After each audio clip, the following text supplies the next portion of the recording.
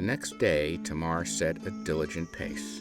The wardens who had tracked Shinor in the past had failed to keep up with him. Tamar faced a difficult task. It would test the limits of his endurance, both physically and mentally. Moving quickly in the thicket required fast, accurate thinking to avoid the many dangers. But he was up for it. This was a test of his worthiness to be a warden. He wouldn't allow himself to fail. Around midday, Tamar was running low on water and needed to rest, so he stopped at a lake.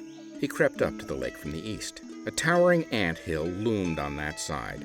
The ants were a rather large breed, an inch and a half long. A bite would not be fun. Tamar worked his way around to the southern side.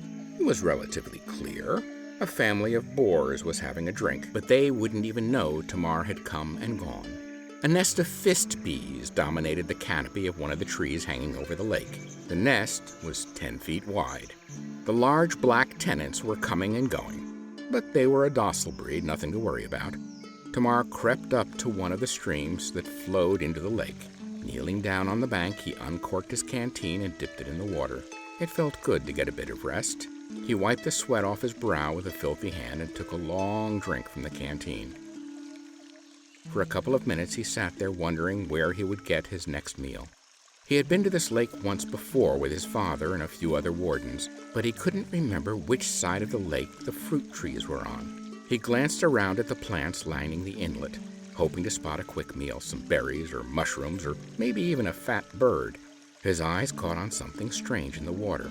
It was silver, oddly clean for being in murky water. It was 4 inches long and slender, with a line of black splitting it in half. A partially buried unweaver, perhaps, left behind by an absent-minded warden. He couldn't quite reach from the shore, and getting wet was out of the question. Looking around for a stick to fish it out, he realized that everything around him was too flimsy to do the job. When he looked up again, the object had drifted a little closer. It couldn't be something solid like an unweaver buried in the sediment. Now that he was really paying attention, he realized it was drifting forward so slowly that its movement was almost unnoticeable. Another appeared beside it, exactly the same. A faint outline surrounded both of them. They were a pair of eyes. Water slammed into his face. He was hurled back, his feet losing track of the ground. A maw clamped down on his chest and back with vision to blur, arms pinned down. He flailed his legs to break free, but he was powerless against the massive coils wrapping him. It was a constrictor. He tried to bend his body to make room to breathe, but it was too late. He was being crushed from every side. The snake's maw let loose as it wrapped a final coil around Tamar's chest. The snake flexed, trying to force the air out of Tamar's lungs. He had no room to struggle. He focused on holding his air, but it wouldn't last long. Once a constrictor this large had its coils around a man, he was done for.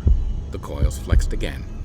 This time a hiss escaped Tamar's mouth as some of the air was forced out of his lungs. Why am I even fighting back? There's no way I can get free, no matter how hard I struggle. The answer came to him immediately. Because I want to live. He flexed every muscle in his body, thrashing. The coils were clamped down too tight. The snake flexed again, emptying Tamar's lungs. He pushed outward with his arms and tried to breathe in, but he only got a wisp of air. He should have used his last breath to scream. It might have attracted another predator to scare the snake off, but he was only human, and hence made mistakes. This was the reason wardens were sent into the thicket in pairs, so that they always had someone to watch their back.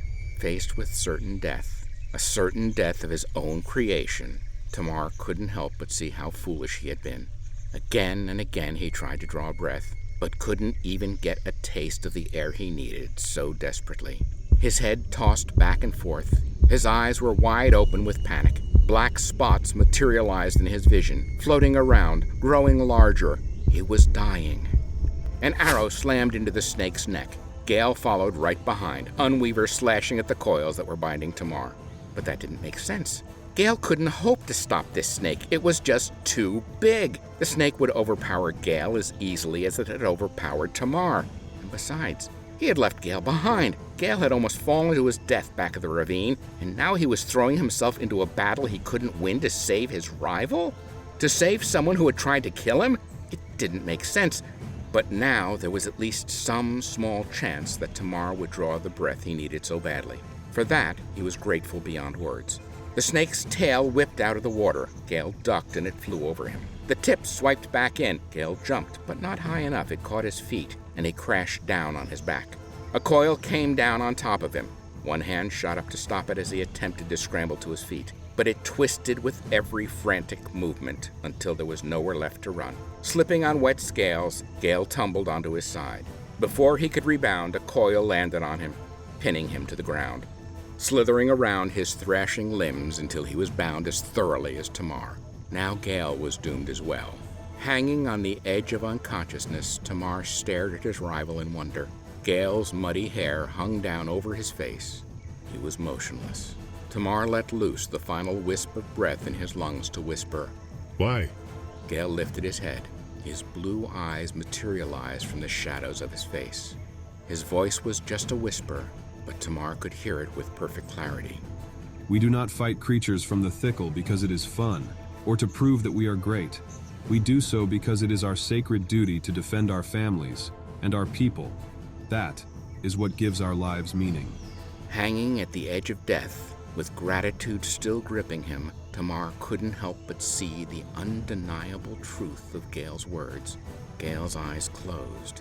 His shoulders swelled, his face was contorted, and every rope-like muscle in his neck bulged. His skin darkened to red. Pumping veins appeared on his shoulders and neck, even on his face. Tossing his head back, Gale roared with effort. It rang out louder than seemed humanly possible. It was so startling that it pulled Tamar back from the edge of unconsciousness. Around Gale, the cuts on the snake tore open and gushed blood. The rest of its body twitched. Its head rose up to strike at Gale, aiming to bite his head off. To reach that far, it had to unravel the top coil from around Tamar's chest. Tamar tossed his head back, drew in half a breath, and pulled the arm pinned against his chest free. It was crushed and didn't want to move. Somehow it found its way to the fletching of an exploding arrow sticking out of his quiver. Tamar pulled it free and sent it flying in one smooth motion as the darkness finally overtook him. Tamar realized that he was taking deep breaths. He was lying face down in the mud. He vaguely recalled being pulled free from the snake's coils. Gale was leaning back against a tree. It was raining. As always, your aim was perfect. Gale remarked. He made a tired gesture. The snake was limp. There was a gaping hole where the exploding arrow had pierced its eye.